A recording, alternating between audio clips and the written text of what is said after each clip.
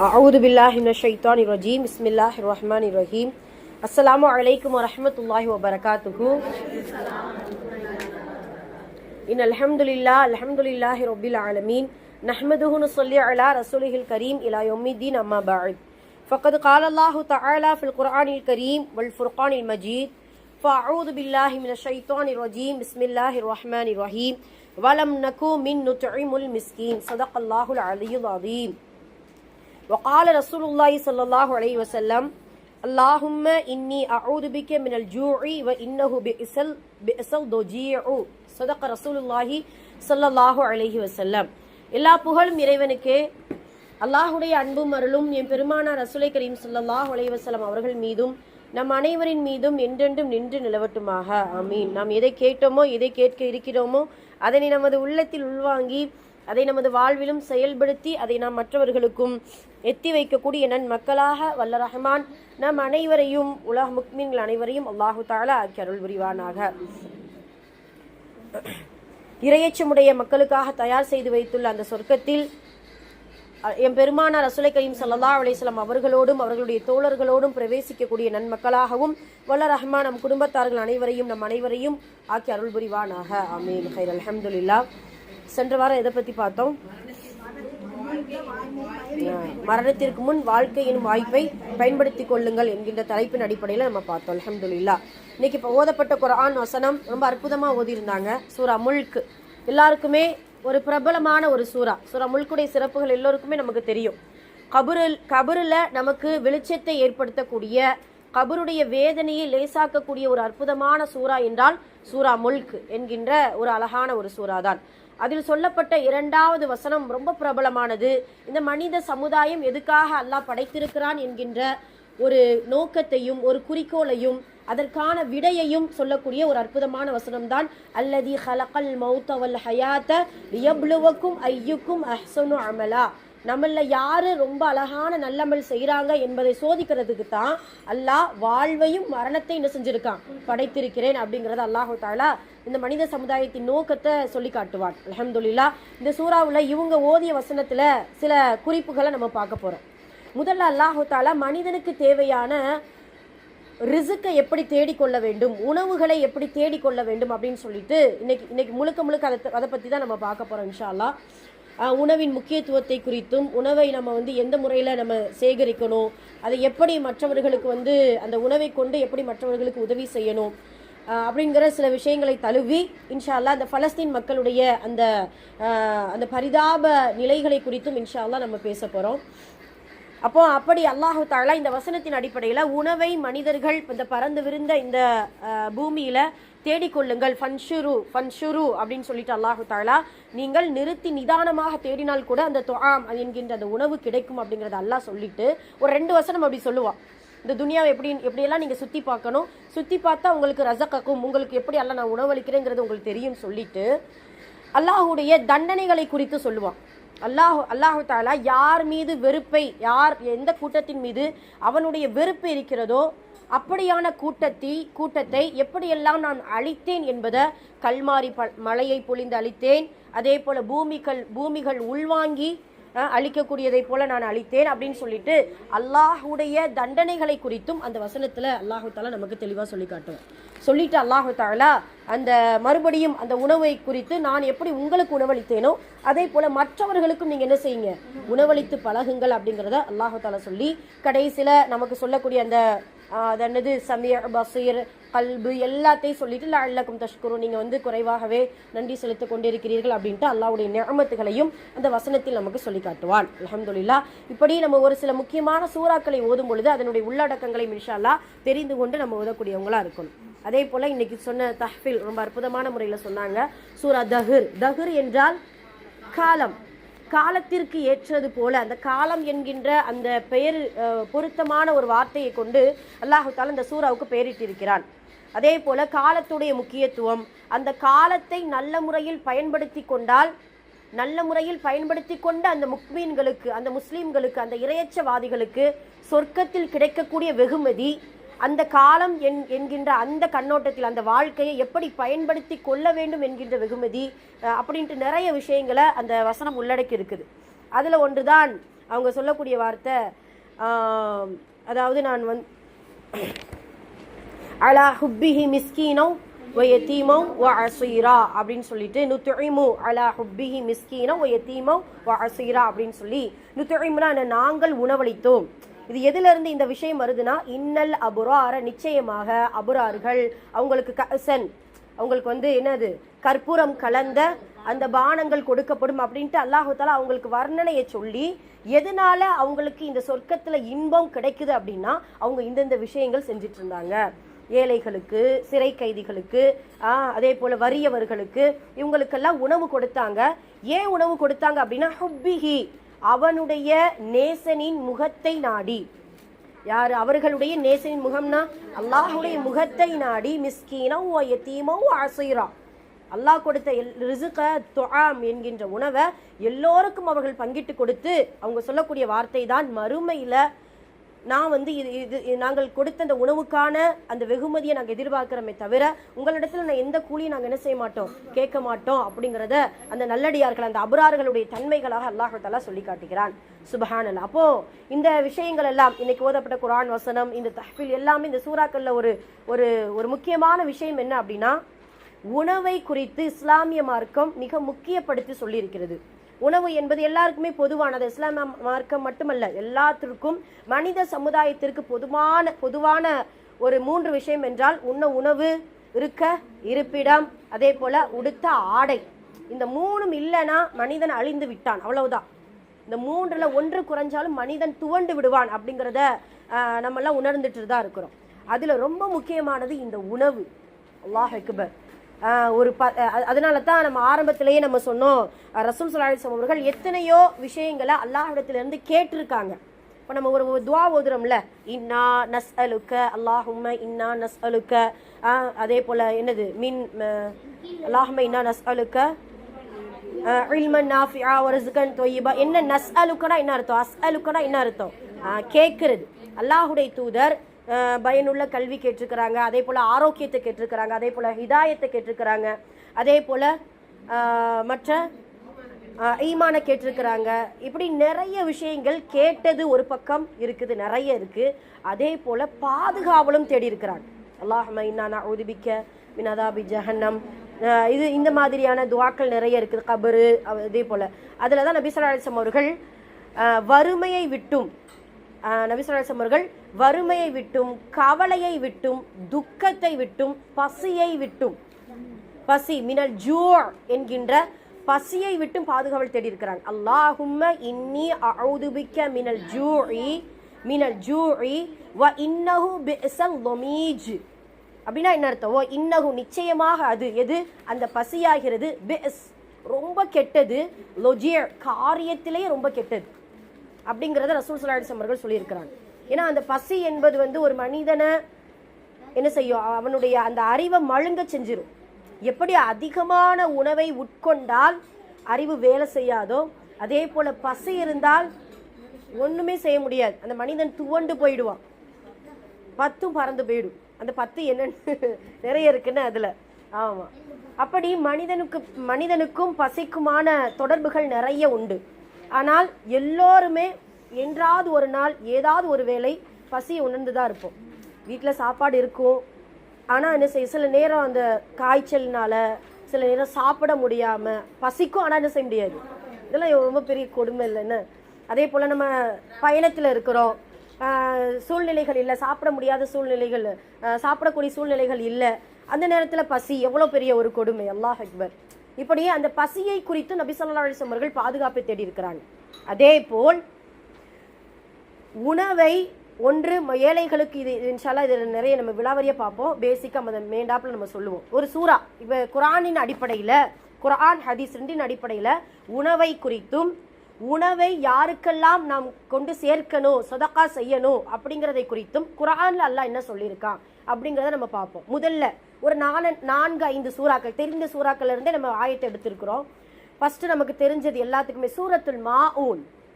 அரஐதல்லதி யுகذிபு பித்தீன் ஃபذாலிகல்லதி யதுல் யதீம் வலா யஹுது அலா துஆமில் மிஸ்கீன்.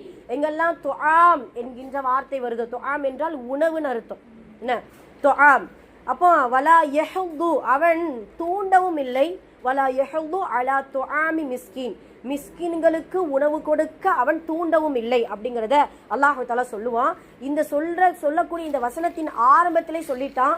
இந்த ஆரம்ப வசனம் அரஐத்தல்லதி யுகذிபு பித்தீன், மார்க்கத்தில் அரஐத்தல்லதி மார்க்கத்தை பொய்ப்பித்தவர்களை நபியே நீங்கள் பார்த்திருக்கிறீர்களா? இப்போ அந்த பொய்ப்பித்தலுடைய அந்த விஷயத்தை அடுத்தடுத்து சொல்றான். என்னது, எத்தீம்கள் அவன் என்ன செஞ்சான், விரட்டி தள்ளிட்டான், எட்டி தள்ளிட்டான், உணவு கொடுக்க தூண்டலை, அப்புறம் தொழுகையை பாராமுகமாக்கிட்டான், இப்படின்ட்டு அவங்களுடைய தன்மைகளை குறித்து சொல்லும் பொழுது நாம் ஒன்று உணவு கொடுக்க வேண்டும் அல்லது உணவு கொடுக்க தூண்ட வேண்டும்.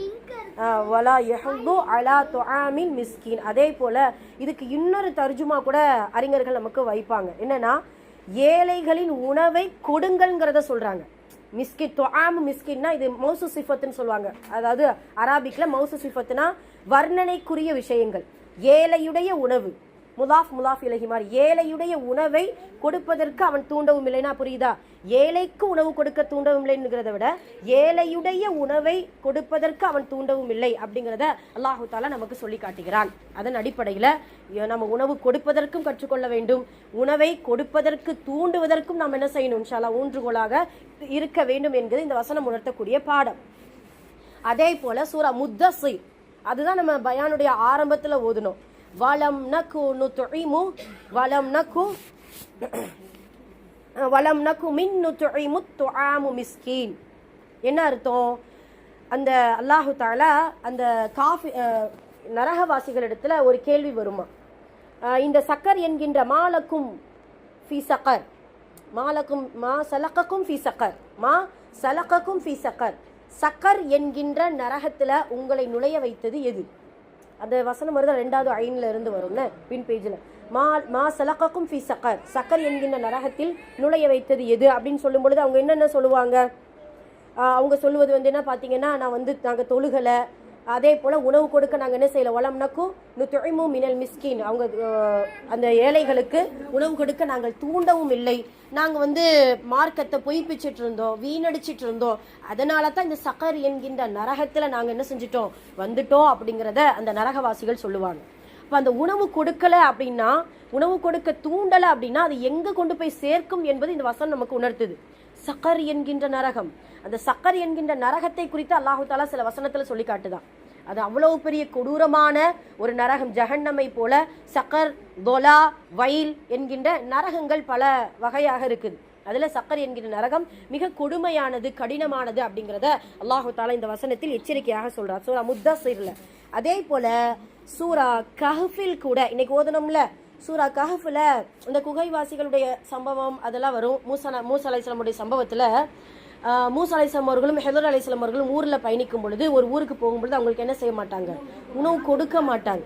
அல்லாஹு தஆலா அதை எப்படி இறக்கி வச்சுட்டா, அபவ் யுضيفூஹுமா ஃபஅபவ் யுضيفூஹுமா. லுய்யிஃப் அப்படி என்றால் விருந்தாளின்னு அர்த்தம், விருந்தாளி உணவு கொடுப்பது. அவர்கள் இருவருக்கும் விருந்தளிப்பதற்கு அவர்கள் மறுத்து விட்டார்கள். அபவுனா மறுத்து விட்டார்கள். என்ன அர்த்தம்னா, கியாமத் நாள் வரைக்கும் ஒரு தடவை மறுத்த அந்த ஊரை கியாமத் நாள் வரைக்கும் மறுத்துட்டாங்க என்ன செய்யலாம், அல்லாஹ் சொல்ல வச்சுட்டான். புரியுதுங்களா?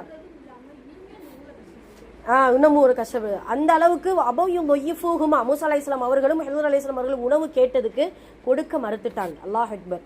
நாம எவ்வளவு எந்தெந்த உதவி செய்ய முடியுமோ முடிஞ்சளவு செய்யணும். ஆனால் பசின்ட்டு வரும்போது கண்டிப்பாக என்ன செய்யணும், கொடுத்தே ஆக வேண்டும் அப்படிங்கிறத முதல்ல நம்ம என்ன செய்யணும், இன்ஷா அல்லாஹ் உணர வேண்டும் அப்படிங்கிறது சூரா கஹ்ஃப்ல நமக்கு சொல்லப்படுது. அதே போல சூரா தஹர் நம்ம ஆரம்பத்திலே நம்ம சொல்லிட்டோம். ஆக இந்த சூரா மாஊன், சூரா முத்தஸிர், சூரா கஹ்ஃப், சூரா தஹர், இந்த 4 சூறாக்களிலும் துஆம் என்கின்ற உணவை கொடுப்பதற்கும் கொடுக்க தூண்டுவதற்குமான வெகுமதிகளையும், கொடுக்கவில்லை என்றால் அதற்குரிய தண்டனைகளையும் இந்த குர்ஆன் நமக்கு சொல்லுது. அல்லாஹ் அக்பர். இப்போ ஹதீஸுக்கு ஒரு இதுதான் ரொம்ப மிக முக்கியமான விஷயம். ரசூல் ஸல்லல்லாஹு அலைஹி வஸல்லம் அவர்கள் பார்த்தீங்கன்னா மதீனாக்குள்ள நுழைஞ்ச உடனே, ஏன்னா இஸ்லாமிய மார்க்கம் முன்னேற்றத்திற்கு காரணமானது ஹிஜ்ரத்தில் மதீனத்து வாழ்க்கை தான் ரொம்ப ஒரு ப்ளஸ் பாயிண்ட் நபி ஸல்லல்லாஹு அலைஹி வஸல்லம் அவர்களுக்கு. அந்த மதீனத்து வீதியில் முதல் முறையாக பயான் செய்த முதல் வாசகமே அஃஷுஸ் ஸலாம் வ அத்இமுத் துஆம், சலாம பரப்புங்க, ஏழைகளுக்கு உணவளியுங்க. அல்லாஹ் அக்பர். எவ்வளவோ அமல்கள் இருக்கு, எவ்வளவோ கட்டளைகள் இருக்கு, எவ்வளவோ சட்டதிட்டங்கள் இருக்குது. அதையெல்லாம் ரசூலுல்லாஹ் சொல்லாம முக்கியமான 2 விஷயம் அஃஷு சலாம். ஏன்னா அன்பை முதல்ல பரிமாறிக்கோங்க, அதுக்கப்புறம் பசிய முதல்ல என்ன செய்யுங்க, உணவு அதுக்கடுத்து பரிமாறிக்கோங்க அப்படிங்கிறத நபி ஸல்லல்லாஹு அலைஹி வஸல்லம் அவர்கள் சொல்றாங்க. அஃஷு சலாம் வ அத்இமுத் துஆம் சில் அர்ஹாம். சில் அர்ஹாம் என்றால் உறவுகளை பேணி வாழுங்கள். 4 விஷயம் சொல்லுவாங்க சில் அர்ஹாம் அப்படின்னு சொல்லிட்டு, 4வதாக இரவு நேரத்தில் மக்கள் எல்லாம் உறங்கும் பொழுது நீங்கள் இரவு நேரத்தில் தொழுங்கள். இது எல்லாம் சேர்த்தீங்கன்னா தஹலல் ஜன்னத ஃபிஸ் சலாம், சலாமத்தோடு நீங்க என்ன செய்யலாம், சொர்க்கத்திற்கு நுழையலாம் அப்படிங்கிறத நபி ஸல்லல்லாஹு அலைஹி வஸல்லம் அவர்கள் தன்னுடைய அந்த வார்த்தையின் முதல் வார்த்தையாக, அந்த ஹிஜ்ரத்துல முதல் ஒரு பயானாக, ஒரு அழகான ஒரு நசீஹத்தாக அந்த வார்த்தையை சொல்லியிருக்கிறாங்க, அத்இமுத் துஆம் என்கின்ற வார்த்தையை. அதே போல ரசூலுல்லாஹ்விட்ட நிறைய கேள்வி கேட்பாங்க சஹாபாக்கள். அந்த கேள்வியெல்லாம் பார்த்தீங்கன்னா ரொம்ப அறிவுபூர்வமாக இருக்கும். ரசூலுல்லாஹ் சொல்லக்கூடிய அந்த பதிலும் ரொம்ப ஆழமான ஒரு அறிவை கொண்டதாக இருக்கும். இதில் நம்ம ஒரு பிரபலமான ஒரு 5 கேள்வி. ஐயுல் இஸ்லாமி ஹைர். இந்த ஹைர்னா என்னது, சிறந்தது, சிறந்ததுன்னு அர்த்தம். அதாவது இஸ்லாம் மார்க்கத்தில் எது சிறந்தது. ஐயுல் ஈமானி ஹைர், ஈமானில் எது சிறந்தது. ஐயுல் அமாலி ஹைர், என்னது அமல்களில் எது சிறந்தது. ஐயுல் நாசி ஹைர், மக்களில் யார் சிறந்தவர்கள். அதே போல ஐயு துஆஇ ஹைர், துஆவில். இது எல்லாமே என்ன உணர்த்துது அப்படின்னா, சிறந்ததை ரசூல் ஸல்லல்லாஹு அலைஹி வஸல்லம் அவர்களிடத்தில் ஒவ்வொரு தருணத்திலையும் சஹாபாக்களை கேட்கிறாங்க. சஹாபாக்கள் ரசூலுல்லாஹ்ட்ட கேட்கிறாங்க, அல்லாஹ்வுடைய தூதரே இஸ்லாத்துல எது சிறந்தது, அத்இமுத் துஆம். அல்லாஹ்வுடைய தூதரே ஈமானில் எது சிறந்தது, ஏழைகளுக்கு உணவளிப்பது. இந்த ஒவ்வொரு சிச்சுவேஷன்லையும் ரசூலுல்லாஹ் இந்த வார்த்தையை சொல்லாம அவங்களுக்கு நசீஹத் செஞ்சதே கிடையாது. ஐயுல் அமாலி ஹைர், அமல்களில் எது சிறந்தது. பசியோடு நம்ம படிச்சிருக்கோம் இல்லையா, ஹதீஸ் படிச்சிருக்கோம் இல்லையா, பசித்தவர்களுக்கு உணவளிப்பதே மிகச்சிறந்தது. ஐயுல் அமாலி ஹைர்.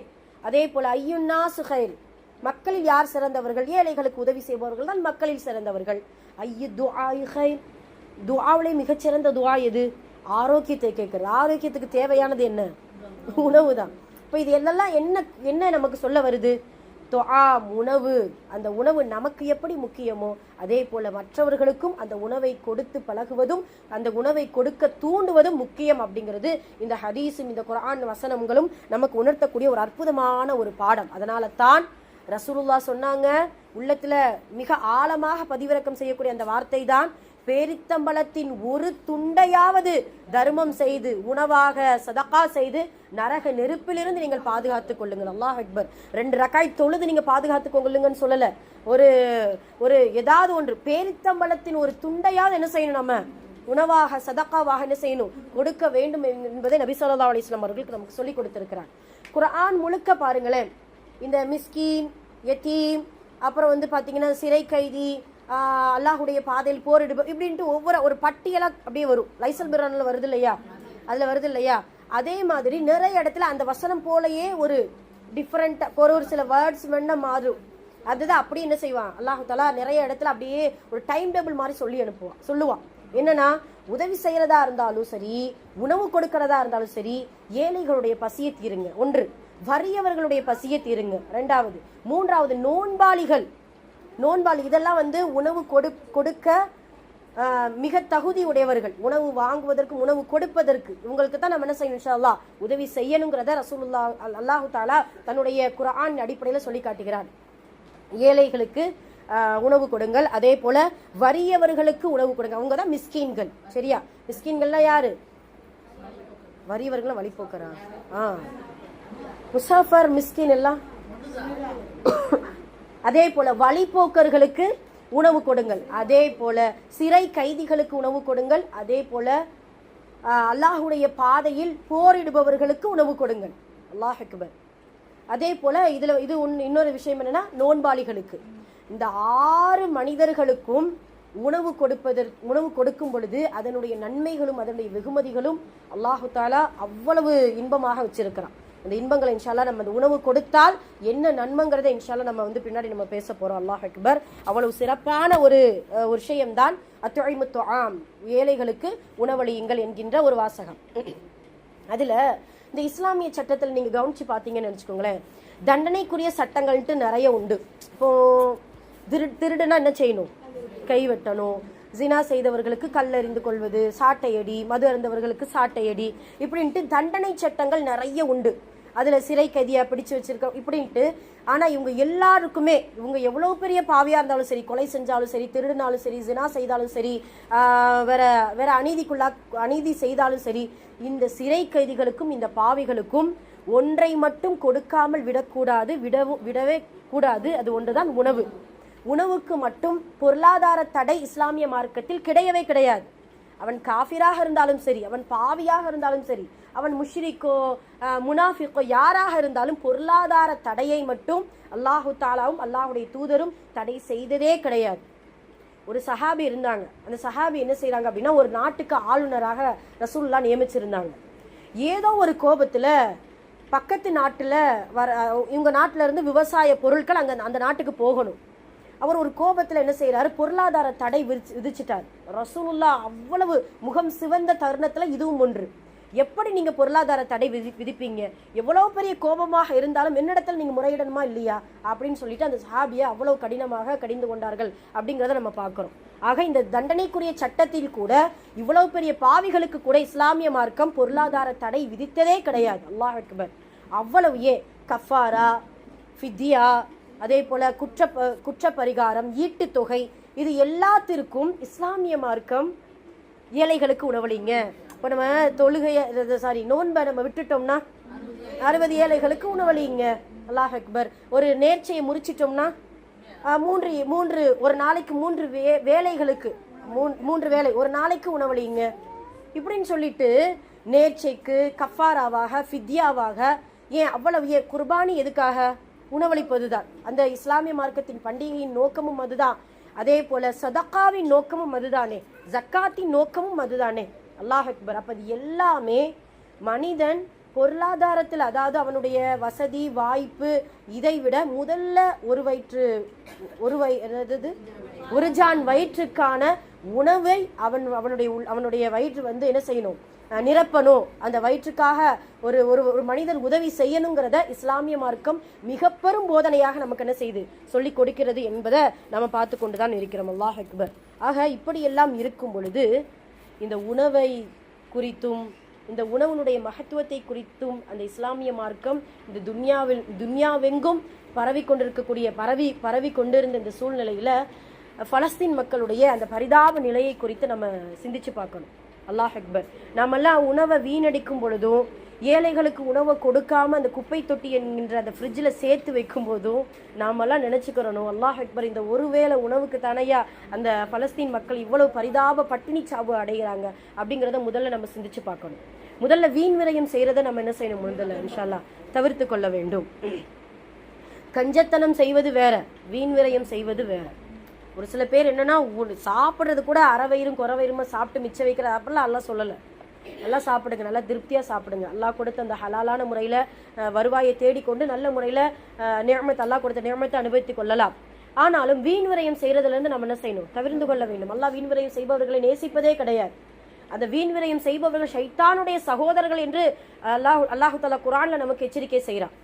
அது மட்டுமல்ல, அந்த சூரா தஹ்ர்ல வந்துச்சு இல்லையா, அதில் சில நேரங்களில் அர்த்தங்கள் கொஞ்சம் ஒரு வேர்டு ஒரு சில நேரம் மாறுபடும். என்னன்னா, அந்த நம்ம என்ன நுத்இமு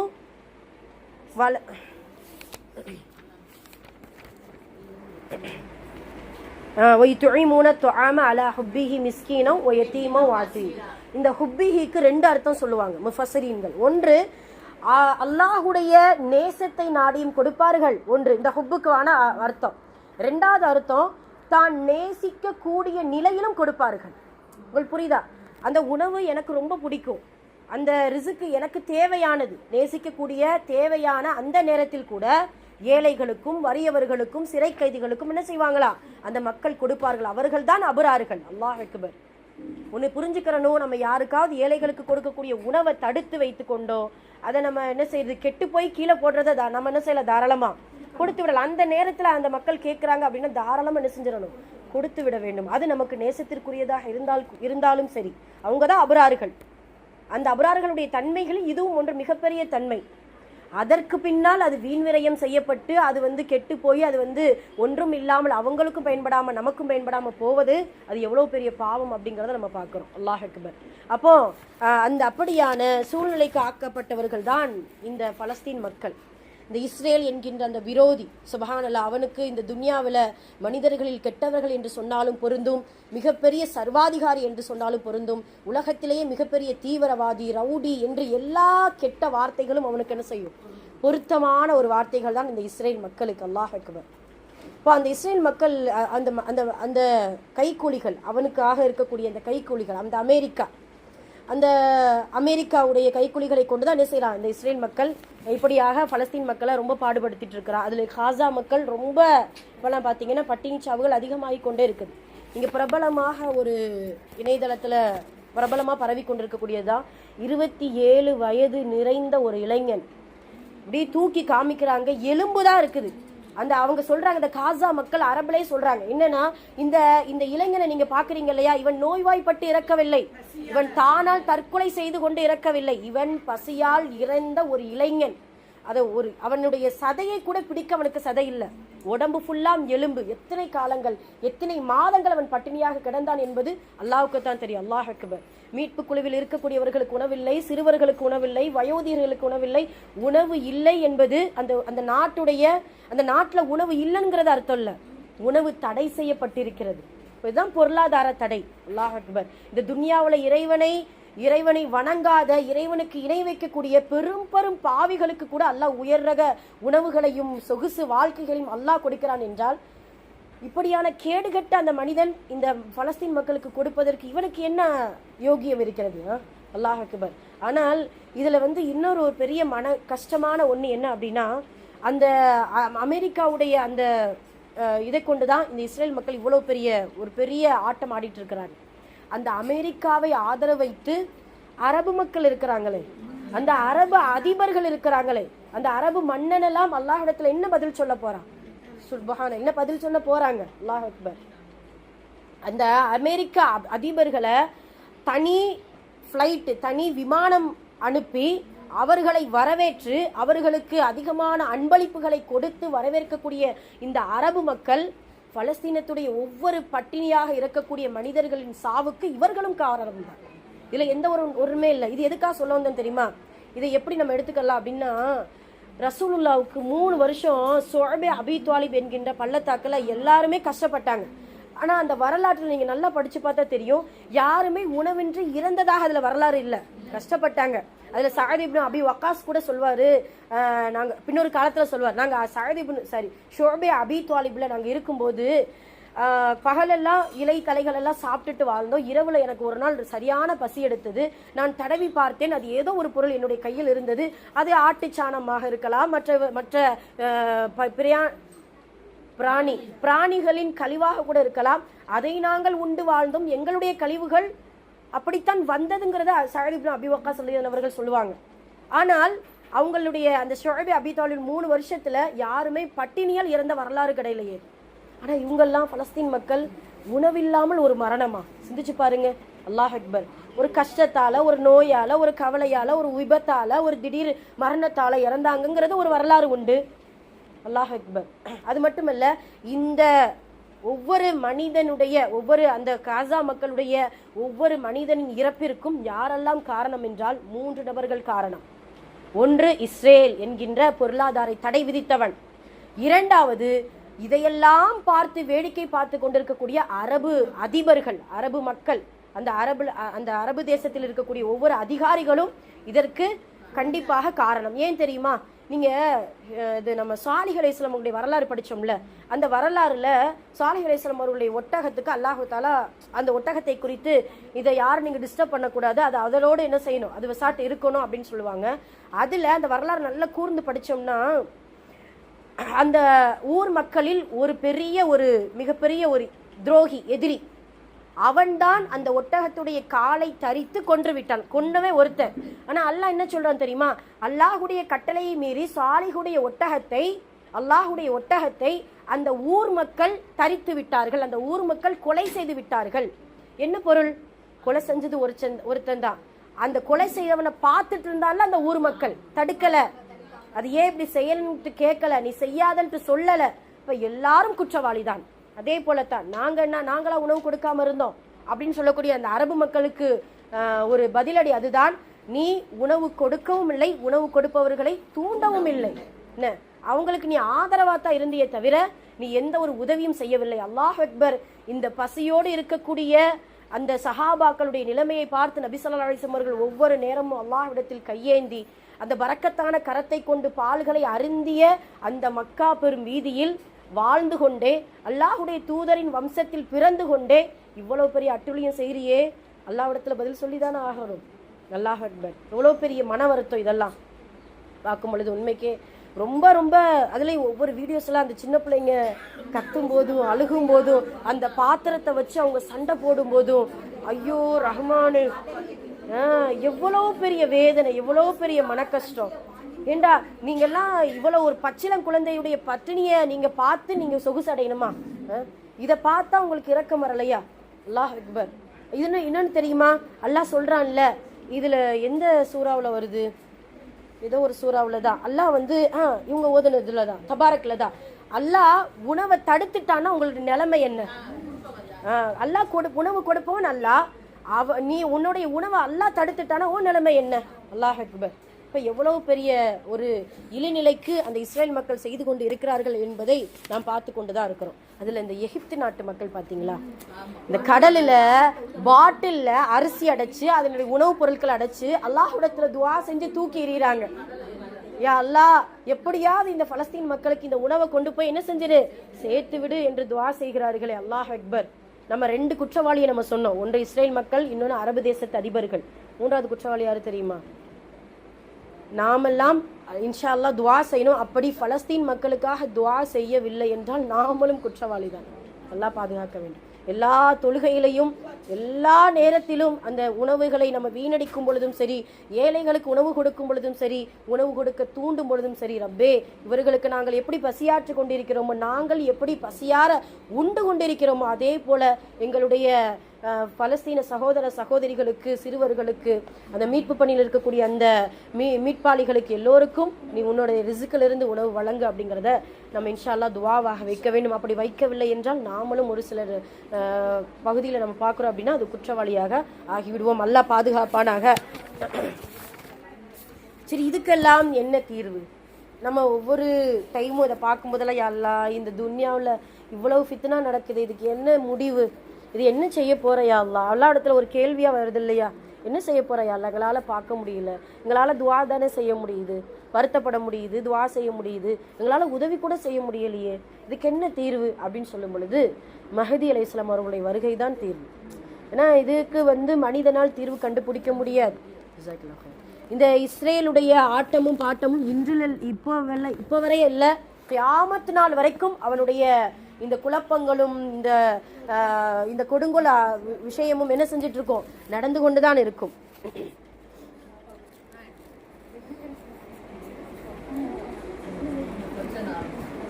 அப்போ அந்த மஹதி அலைஹிஸ்ஸலாம் அவர்கள் வந்தாதான் இமாம் மஹதி என்கின்ற ஒரு மனிதர், ஒரு தலைவர், ஒரு இமாம், ஒரு முஸ்லிஹீன், ஒரு நல்லடியார், ஒரு சமாதானத்தை ஏற்படுத்தக்கூடிய ஒரு நல்லடியார் வந்தாதான் இதுக்கான தீர்வு உண்டு.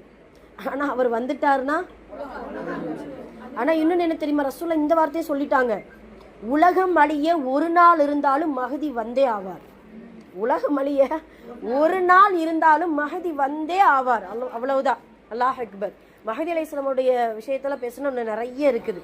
சில முக்கிய குறிப்புகளை மட்டும் நம்ம சொல்லுவோம். நபி ஸல்லல்லாஹு அலைஹி வஸல்லம் அவர்கள் சொல்றாங்க, என்னுடைய மகள் என்னுடைய வழியிலிருந்து வம்சத்திலிருந்து வருவார். இதெல்லாம் மஹதி அலைஹிஸ்ஸலாமுடைய அடையாளம். சரிங்களா? அந்த மஹதியை எதிர்பார்த்தவர்களாகத்தான் அந்த பலஸ்தீன மக்களும் அந்த சிறுவர்களும் ஒவ்வொரு நேரத்திலும் அல்லாஹ்விடத்துல அந்த துஆவில இதுவும் ஒன்று அப்படிங்கிறத கூட நம்ம சொல்லலாம். ரசூலுல்லாஹ் சில அடையாளங்களை நமக்கு சொல்லி கொடுத்திருக்கிறாங்க. என்னுடைய அவங்களே சொல்ல, என்னுடைய வம்சத்திலிருந்து அவர் வருவார், என்னுடைய மகளின் வம்சமான ஃபாத்திமா அவர்களுடைய ரலியல்லாஹு அன்ஹா அவர்களுடைய வம்சத்திலிருந்து வருவார், ஃபாத்திமாவுடைய மகனான ஹசன் ரலியல்லாஹு அவர்களுடைய வம்சத்தில் தான் என்ன செய்வார், இந்த மஹதி வருவார்.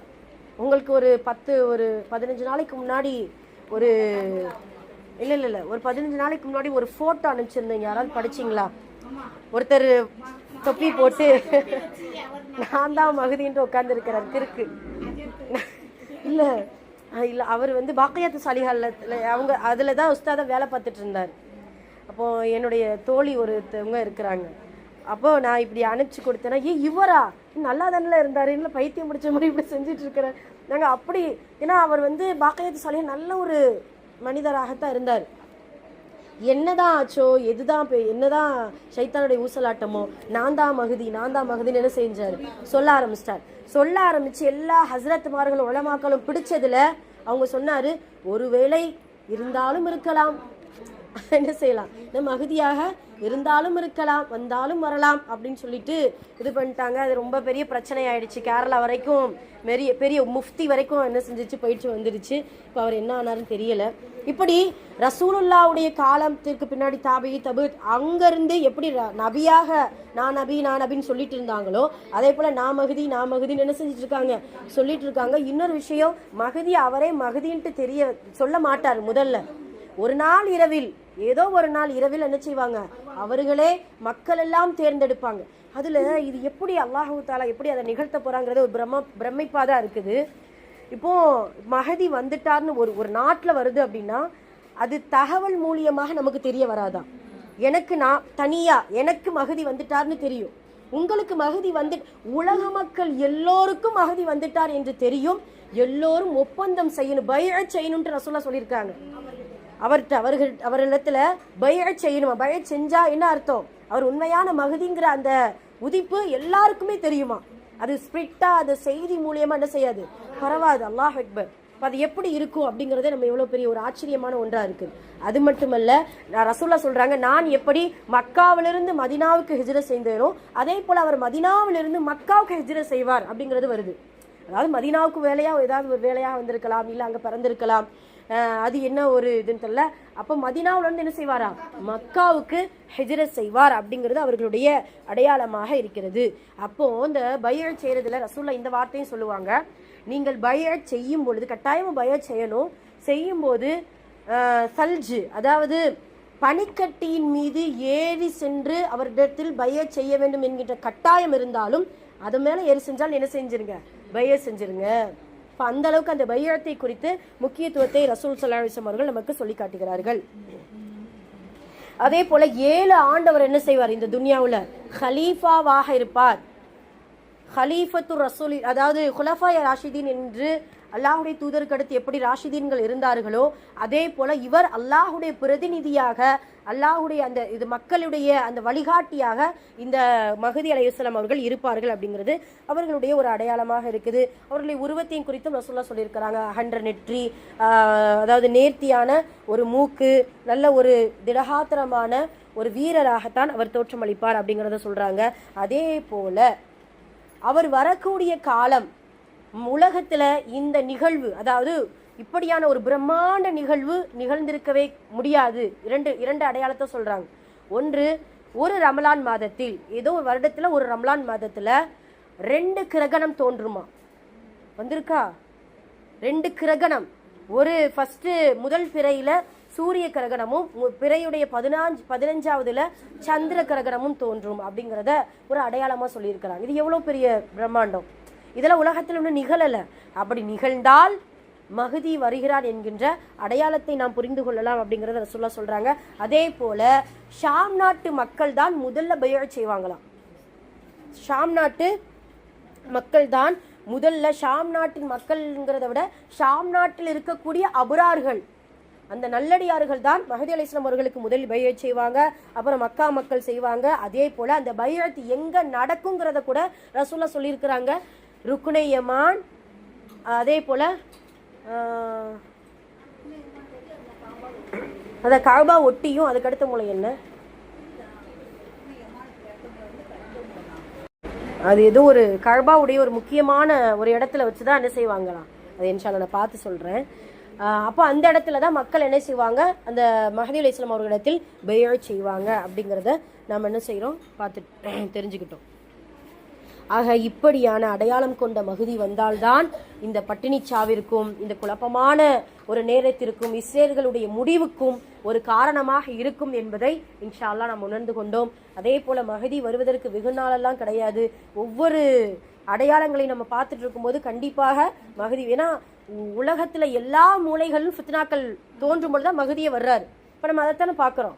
ஒரு வீட்டுக்குள்ளே பல ஃபித்னா, ஒரு ஊருக்குள்ளேயே பல்லாயிரம் ஃபித்னா, ஒரு நாட்டுக்குள்ள அல்லாஹ் அக்பர். அப்ப இந்த ஃபித்னாக்கள் அதிகமாக சுழண்டு கொண்டிருக்கக்கூடிய இந்த காலத்தில் கூட மகதி வருவதற்கான வாய்ப்புகள் அதிகமாக இருக்கிறது என்பதை நாம் உணர்ந்து கொள்ள வேண்டும். எனவே இன்ஷா அல்லாஹ் இந்த துன்யாவில் அல்லாஹ் நமக்கு எவ்வளவு ரிஸ்க் கொடுத்தானோ, எவ்வளவு பொருளாதாரத்தை கொடுத்திருக்கிறானோ, எவ்வளவு உதவி செய்யக்கூடிய உள்ளத்தை கொடுத்திருக்கிறானோ, அதை கொண்டு ஏழைகளுக்கும் வறியவர்களுக்கும் மிஸ்கீன்களுக்கும் அனாதைகளுக்கும் நம்மளால் முடிந்த உதவியை, அதிலும் முக்கியமாக உணவு என்கின்ற அந்த அத்இமு துஆம், உணவை கொடுக்கக்கூடிய அந்த உள்ளத்தோடு இன்ஷா அல்லாஹ் நாம் உதவி செய்வோமாக.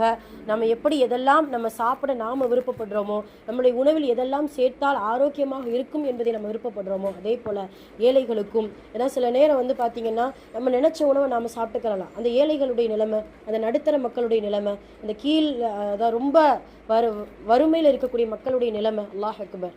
ஏன்னா அந்த அளவுக்கு விலைவாசிகளும் அதிகமாக இருக்குதுன்னு. அப்புறம் நான் ஒரு சில நேரம் யோசிப்போம், உண்மைக்கு இதெல்லாம் பெரிய குடும்பமா? ஆமா, பிரியாணி முஸ்லிம்களுக்கு நமக்கு ஒரு கஷ்டம் இந்த பிரியாணி அரிசி கூட்டினதுன்னு. 70 ரூபா அட்டன் டைம்ல. சரி ரைட். இல்ல இல்ல இதெல்லாம் நம்ம நினைக்கும் போது அந்த ஏழைகள்லாம் என்ன பண்ணுவாங்க? அல்லாஹ் அக்பர். பிரியாணின்னு சொல்லும் போது தான் இப்பெல்லாம் பாத்தீங்கன்னா ஐயோ இல்ல 30 ரூபா பிரியாணி, 50 ரூபா பிரியாணி, அதெல்லாம் என்னன்னு கேட்டா அதெல்லாம் வாங்கி சாப்பிடக்கூடாது. அல்லாதான் லேசாக்கணும். பிளாஸ்டிக் அரிசியில, அதெல்லாம் ஒரிஜினல் அரிசிலாம் கிடையாது. 30 ரூபாய்க்கு பிரியாணி கொடுக்கானா என்னது? அது என்ன? நீங்களே யோசிங்க. என்னம்மா இப்படி நிறைய பிளாஸ்டிக்கை உருக்கி அதை அரிசியா, அந்த நீங்க தளத்தை தப்பா யூஸ் பண்ண அது வேற. இந்த இதை நம்ம தேடணும்னா ஐயோ இந்த துன்யாவில் என்னையா நடக்குது, என்னத்தை தான் நம்ம எதைத்தான் சாப்பிட, எப்படித்தான் வாழ அப்படிங்கிற மாதிரியான ஒரு இது இருக்கு. இப்போ பிளாஸ்டிக் அரிசியில செய்யக்கூடிய அப்படிதான் கொடுத்துருக்காங்க. 30 ரூபா பிரியாணி சாப்பிட்றீங்களா? சாப்பிடுங்க. பிளாஸ்டிக் அரிசியில் அது என்ன செய்யறான், தயாரிக்கிறான் அப்படின்னு போடுறாங்க. சரி ஹை, இப்போ இது எதுக்கெல்லாம் சொல்ல வந்தோம் அப்படின்னா, இன்ஷா அல்லாஹ் அல்லாஹ் கொடுக்கக்கூடிய அந்த உணவை நல்ல முறையில் கேட்பவர்களுக்கும் கேட்பதற்கு தயங்கி கொண்டிருப்பவர்களுக்கும் வறியவர்களுக்கும் ஏழைகளுக்கும் இன்ஷா அல்லாஹ் கொடுங்க. என்னைக்கா ஏதாவது ஒரு ஏழையுடைய பசிக்கு நாம் காரணமாக இருந்து விடவே கூடாது. அந்த பசிக்கு காரணமாக இருந்தால் கண்டிப்பாக அல்லாஹ்விடத்துல நீ எப்படி சம்பாதிச்ச, எப்படி நீ செலவு பண்ண என்கின்ற அந்த கேள்விக்கான விடையை இன்ஷா அல்லாஹ் சொல்லியே ஆக வேண்டும். எனவே எல்லாம் அல்ல அல்லாஹு தாலா அவன் கொடுத்த ரிசிக்கிலிருந்து அவனுடைய பாதையில் ஏழைகளுக்கும் வறியவர்களுக்கும் செலவு செய்யக்கூடிய உணவளிக்கக்கூடிய உள்ளத்தை நம் அனைவருக்கும் தந்தரல் புரிவானாக. பட்டினியோடு கிடக்கக்கூடிய அந்த பாலஸ்தீன பாலகர்களுக்கு அல்லாஹு தாலா அவனுடைய கஜானாவிலிருந்து, அவனுடைய எண்ணிலடங்கா ரிசுக்கிலிருந்து அவர்களுக்கும் உணவளித்து அவர்களுடைய பசியை தீர்க்க அல்லாஹ் அருள் புரிவானாக. ஆமீன். அந்த இஸ்ரேல்களுடைய அந்த சூழ்ச்சிகளுக்கு அல்லாஹு தஆலா ஒரு முடிவையும் ஒரு நல்ல ஒரு வாழ்வையும், அந்த பலஸ்தீன் மக்களுக்கு நல்ல ஒரு வாழ்வையும் அல்லாஹு தஆலா தந்தருள் புரிவானாக. ஆமீன். அகுல் கௌலி ஹாதா அஸ்தக்ஃபிருல்லாஹு லனா வ லக்கும் வ ஆகிரு தஅவானா அல்ஹம்துலில்லாஹி ரப்பில் ஆலமீன். அஸ்ஸலாமு அலைக்கும் வரஹ்மத்துல்லாஹி வ பரகாத்துஹு.